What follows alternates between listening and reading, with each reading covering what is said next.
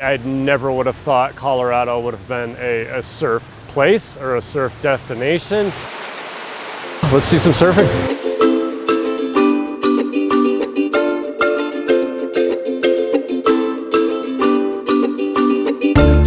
Clear Creek is a beginner-friendly wave. There's a nice eddy that you can wash out in. It's fun to see progression and like just getting better at something. Every wave is different.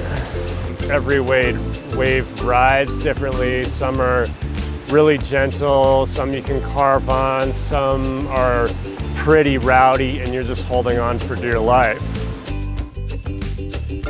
Just go for it. Be prepared to swim a lot and yeah, just have fun with it.